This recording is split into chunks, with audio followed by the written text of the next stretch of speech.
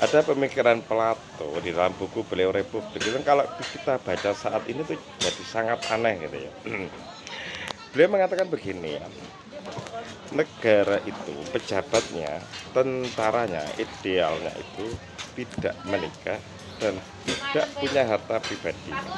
Kalau ngomong Plato itu kan ngomong dunia ide ya, dunia di sana, dunia di sini ini gambaran dari dunia secara sempurna. Yang di sini itu nggak pernah sempurna. Kalau ada kuda di sini, itu gambaran dari kuda sempurna di sana. Manusia di sini ada gambar manusianya di sini nggak sempurna. Maka misalnya ngomong kebaikan, kebaikan di sini nggak akan pernah sempurna. Kebaikan yang sempurna di sana. Maka ketika berbicara tentang negara, negara itu memang nggak bisa sempurna, tapi ada gambaran ideal negara yang sempurna di sana. Nah, salah satunya caranya dengan seperti itu, pejabat dan tentara itu tidak memiliki harta pribadi dan tidak menikah. Cara membacanya untuk saya buat saat ini itu begini loh, kenapa itu jadi itu keluar dari pemikiran Plato. Buat saya begini ya, kalau sampai pejabat dan tentara itu punya harta pribadi, boleh berbisnis, maka ya rusaklah negara ini.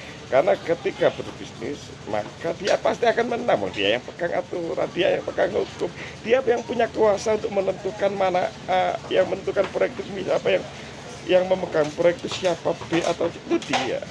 Dan ketika dia menikah punya keluarga inti, maka jelas nepotisme yang terjadi. Kalau saya ini pejabat, raja misalnya, atau presiden, atau siapalah DPR, tentu saya akan menempatkan anak saya untuk pada posisi yang saya inginkan. Dan itu tidak ada hubungannya dengan kompetensi dari anak itu ada enggak, dia itu layak enggak. Kalau saya presiden, tentu anak saya usahakan jadi presiden. Layak enggak layak, pokoknya harus. Nah itu kenapa Plato mengatakannya demikian. Saya caranya membacanya kok ya seperti itu. Walaupun pada akhirnya ya beliau kemudian membuat buku baru yang judulnya The Law. Jadi negara itu berdiri di atas hukum, di atas konstitusi dan seterusnya. Sekian, terima kasih.